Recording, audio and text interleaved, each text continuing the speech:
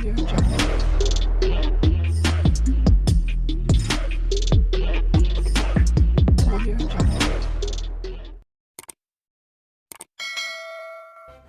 kasih karena memilih channel ini. Sebelum kita mulakan video ini, sila pertimbangkan untuk menekan butang like, share, dan subscribe, dan aktifkan butang lonceng Anda agar Anda sentiasa mendapat info-info percuma pada setiap hari dari channel kami. Dan tinggalkan komen Anda karena komen Anda amatlah dihargai.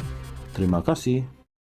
Perdana Menteri Datuk Seri Anwar Ibrahim berjalan kaki waktu malam terakhir di Australia pun pembangkang yang dipanggil Walaun ramai sentap.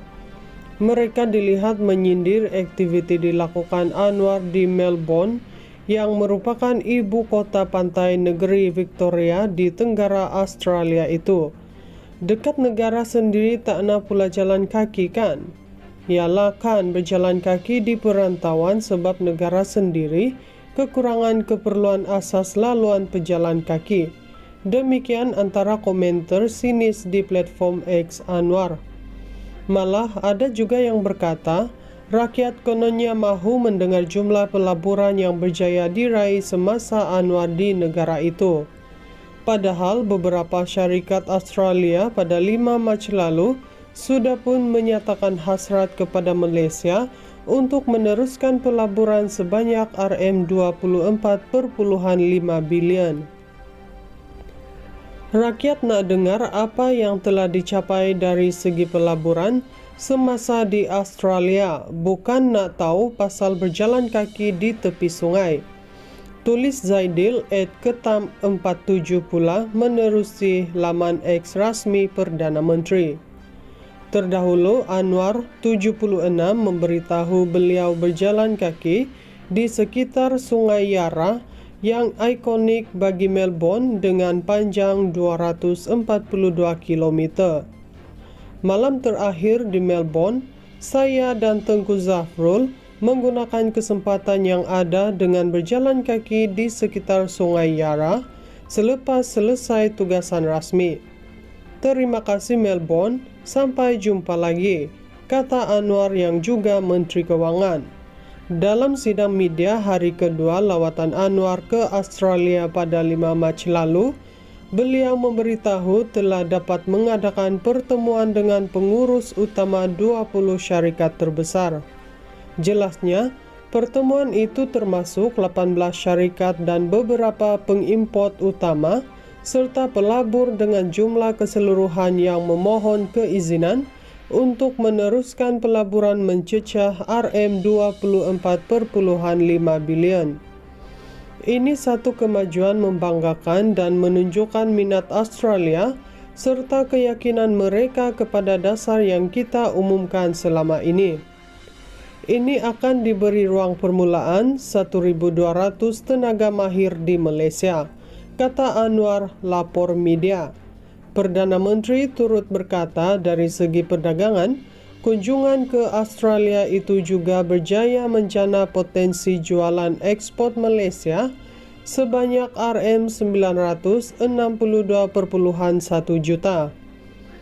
Jumlah itu termasuk urea, produk kayu, makanan dan minuman serta komponen elektrik. Perdana Menteri Datuk Seri Anwar Ibrahim berjalan kaki waktu malam terakhir di Australia pun pembangkang yang dipanggil Walaun ramai sentap. Mereka dilihat menyindir aktiviti dilakukan Anwar di Melbourne yang merupakan ibu kota pantai negeri Victoria di tenggara Australia itu. Dekat negara sendiri tak nak pula jalan kaki kan?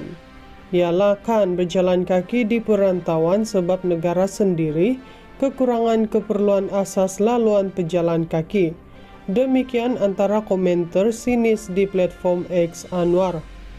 Malah ada juga yang berkata, rakyat kononnya mahu mendengar jumlah pelaburan yang berjaya diraih semasa Anwar di negara itu.